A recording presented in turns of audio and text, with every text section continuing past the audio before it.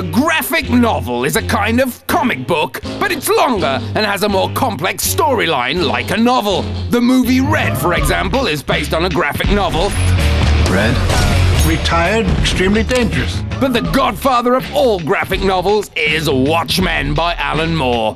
The idea behind it was to explore what superheroes would be like in a real world. Watchmen was the only graphic novel to appear on Time magazine's 2005 All-Time 100 Greatest Novels list. The story takes place in an alternative 1985.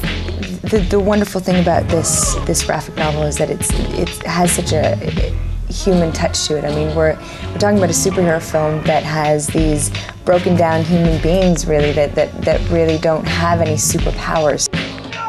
It was considered unfilmable by many directors who tried to bring the story to the big screen, but director Zack Snyder did the unthinkable in 2008.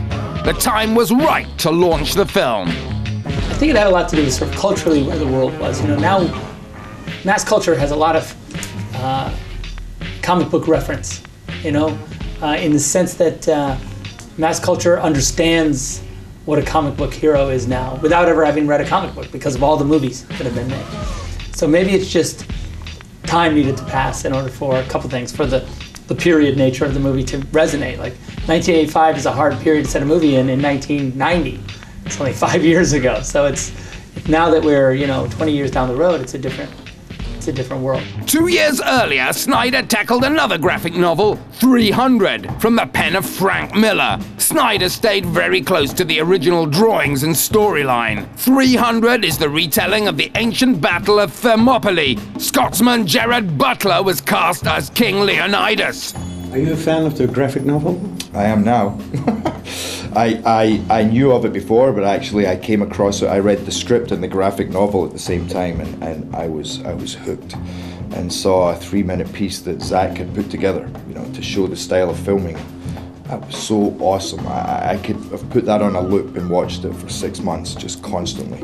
So I knew then that we were onto something which was a kind of a great little secret to have. The Secret was out on the 9th of March 2007. It was the 3rd biggest opening in the USA for an R-rated film ever. Comic book creator Frank Miller also wrote the graphic novel Sin City, which was made into a film in 2005. This is the comic book cover of V for Vendetta. A feature film adaptation was released in 2006, directed by James McTeigue. It follows the exploits of a mysterious anarchist who wants to bring down an evil government. In the film, there's a bombing in London. Coincidentally, while the movie was being made, there were a series of suicide attacks on London's public transport system. The film was put temporarily on hold.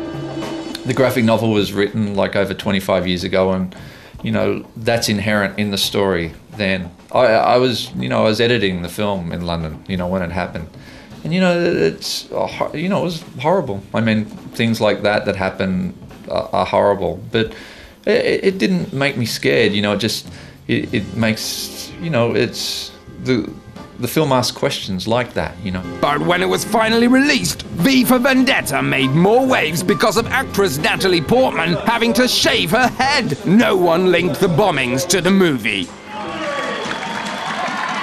And we end our special with The League of Extraordinary Gentlemen, written by Watchmen creator Alan Moore. It's an action-adventure film set in the late 19th century, featuring several fictional literary characters brought together at the same time. Sean Connery played the lead. In 2003, during the film's premiere in Prague, he showed his respect for the way graphic books had developed over the years. I must say, I was most impressed when I eventually got to read the comic book, how they were presented, the paper, the sets, the design, the look of it. It's not like what comics were like when I was a kid. Other graphic novel adaptations include Wanted, starring Angelina Jolie, and the great action flick Kick-Ass. Pardon, I'm Kick-Ass. And now the explosive action comedy Red is in cinemas.